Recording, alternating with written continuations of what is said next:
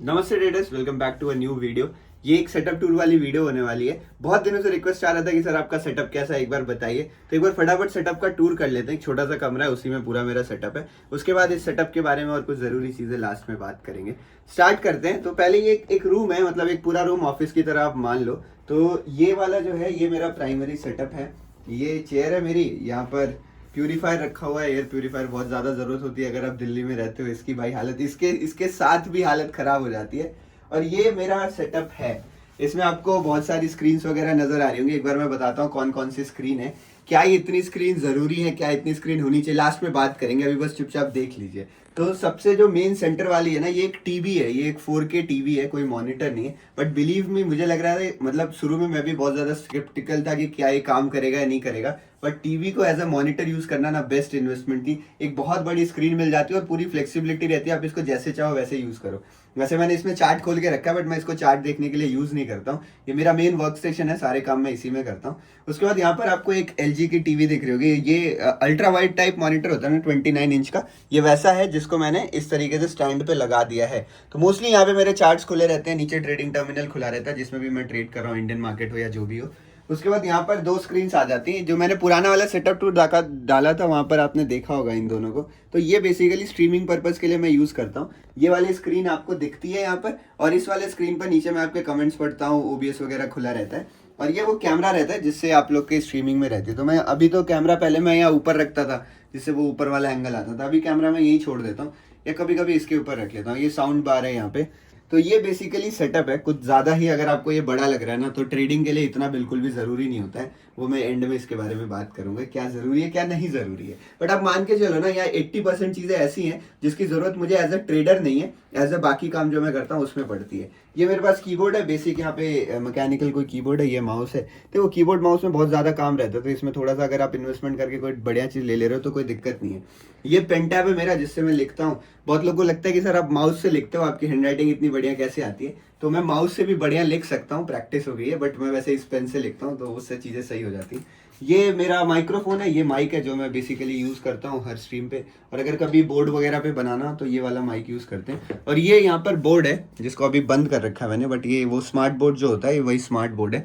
तो पूरा proper 75 inch का स्मार्ट बोर्ड है। कोई भी वीडियो बनानी हो तो इससे आसानी से बन जाती है। और इस पे वीडियो बनाने के लिए ये कैमरा है मेरा।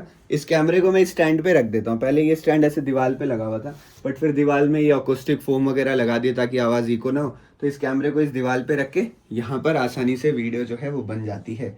ये पूरा सिस्टम है। ये पूरा जो भी GPU वगैरह लगा हुआ है सब इसी में लगा हुआ है। देखो इतना तगड़ा ये सेटअप है, मतलब आज से लगभग 4-5 साल पहले, 5-6 साल हो गए, लगभग 6-7 साल हो गए जब मेरे पास कंप्यूटर आया था। तो उस टाइम मैं सोचता था कि काश कोई इतना तगड़ा कंप्यूटर हो जिसमें ज़बरदस्त गेम वगैरह खेले जा सके। तो आज ये PC ऐसा है जो सारे गेम चला देगा। GTA 6 जो आने वाला है वो भी इसमें चल जाएगा। बट अब गेम खेलने का टाइम नहीं है तो कोई गेम वगैरह खेलता नहीं हूँ। बट बहुत सही है, ये काफ़ी काम इससे आसानी से हो जाता है। डिस्प्ले भी बहुत ज़्यादा है ना, इसलिए थोड़ा तामझाम ज़्यादा करना पड़ा। अगर कम डिस्प्लेज होते तो नॉर्मल PC से भी काम चल जाता। उसके बाद यहाँ पर एक दूसरा सेटअप है। ये दूसरा चेयर है और ये दूसरा सेटअप है। तो जो वो मॉनिटर वहाँ पे लगा हुआ है ना, वैसा मॉनिटर यहाँ पर भी लगा हुआ है। और ये लैपटॉप वगैरह है। बट ये मेरा सेटअप नहीं है, मैं इसको यूज़ नहीं करता हूँ। मेरा भाई है, वो सॉफ्टवेयर इंजीनियर है, तो उसको कभी वर्क फ्रॉम होम करना पड़ता है, कभी कभी मेरे कुछ काम में वो मदद कर रहा हूँ, तब ये सेटअप वो यूज़ कर लेता है। वो ट्रेडिंग वगैरह नहीं करता है। तो मोस्टली कोडिंग के लिए या फिर ऐसे टाइम पास करने के लिए, एक स्क्रीन में कुछ वीडियोस वगैरह चल रही है, एक स्क्रीन में काम कर रहे हैं, तो वैसे ये सेटअप जो है वो यूज़ होता है।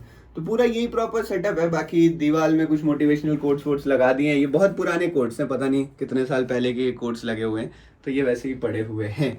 अब थोड़ा देर बात करते हैं कि इसमें कौन कौन सी चीज़ें ज़रूरी हैं एंड कौन कौन सी चीज़ें ज़रूरी नहीं है। तो अगर आप ट्रेडर हो ना, तो आपके लिए केवल दो स्क्रीन की मेरे हिसाब से ज़रूरत पड़ती है। एक आपके पास मॉनिटर हो और एक आपके पास फ़ोन हो तो भी आपका काम चल जाता है। इससे ज़्यादा स्क्रीन्स की आपको कोई ज़रूरत नहीं पड़ती है।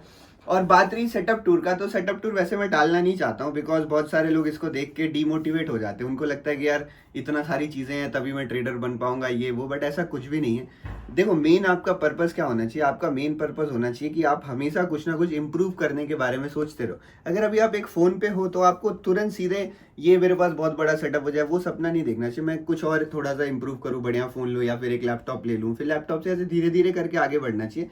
और उस सबसे ज्यादा जरूरी होता है ना कि खुश रहना चाहिए।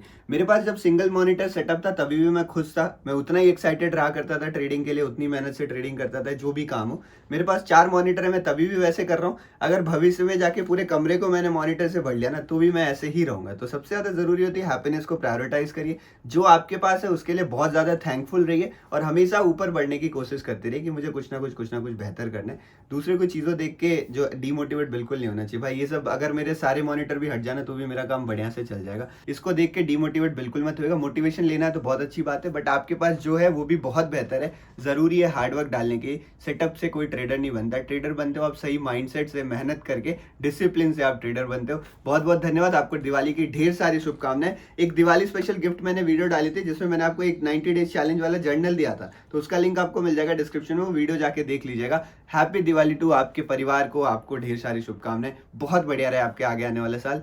धन्यवाद।